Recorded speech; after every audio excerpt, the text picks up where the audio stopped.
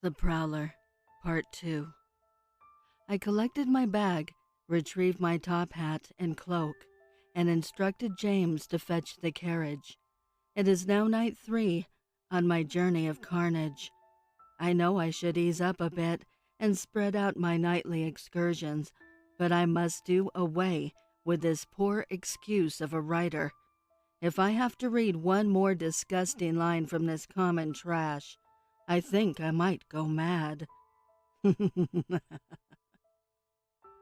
I made my way down to the carriage, where I informed James we were changing things up a bit tonight and to take me to Charing Cross Road. Take me to Reginald's.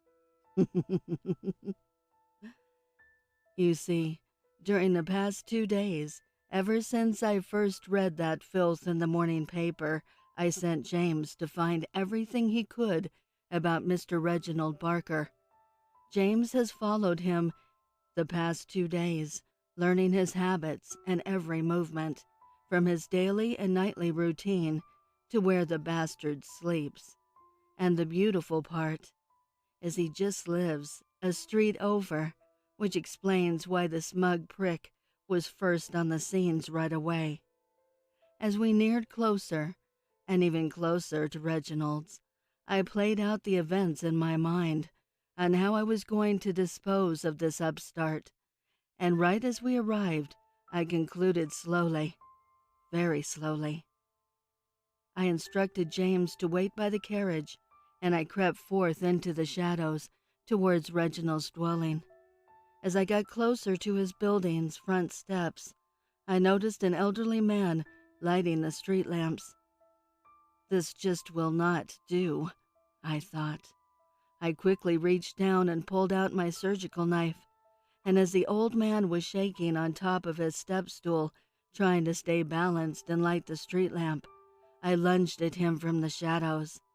I quickly kicked the stool legs out from under him, and his old body made an especially loud thud as he hit the ground. I hastily covered his mouth before he could scream out in pain, then sliced my blade across his wrinkled, saggy throat. He writhed in pain, bleeding from his angry wound, slowly dying under the unlit street lamp. I leapt back into the shadows, trying to compose myself and steady my breath. I stood there for a moment, everything dark, the street pitch black. What a perfect atmosphere to massacre Reginald, I thought.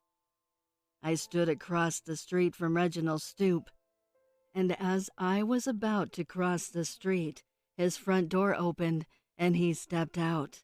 I was taken aback at first, but quickly realized how brilliant this was. He's basically serving himself up to me by being out here. He stood on his front step and lit his pipe, snuffed the match, and continued down the street. I followed behind a few paces, wondering what he was doing out there. He looked down every alleyway that he passed, just standing there looking for something. He then made his way to the corner of the street and waited in the shadows. This smug bastard is trying to catch me in the act, I thought. Waiting in the shadows, waiting for me to strike again. But little does he know, he's the prey in this scenario, and I'm the hunter. He's no match for the Prowler. I made my way to him, hugging the walls, limiting my movements so not to be seen. I knew exactly where he was as he relit his pipe, the glow of the match giving away his location, and as he snuffed out his match, I lunged at him, knocking him over the head with the butt of my hand pistol. As he sat there stunned, I put the pistol back in the bag and retrieved my surgical knife, stabbing him multiple times in his spleen. He tried to cry out, but I covered his mouth with my gloved hand. I gave him another smash to his head with the handle of my blade, further stunning him. I knelt down and I looked him in his beady little eyes and said, "You've been searching for the Prowler. Well, here I am." His eyes widened with fear as I cut out his tongue. He sat there choking on his own blood as I put my surgical knife back in the bag and retrieved the hatchet. I then proceeded to cut off his fingers so that this vile trash could not even speak or type his excrements in the afterlife. I slowly stood up and raised my arm, then viciously drove the hatchet into his skull. It got stuck only for a moment, but I jostled it loose, pieces of brain matter caking the sides. I stood over Reginald's body, my blood raging, the adrenaline coursing through my body like an uncontrollable force. I've never felt more alive than in that very moment. I quickly composed myself, collected my trophies, and made my way back to the carriage, where we then returned home without further delay. After I cleaned myself up, I sat down at my desk and composed a letter to send to the paper and Scotland Yard. It read, "Last night's events is what happens when you hire no talented buffoons like Reginald Barker to write of my exploits.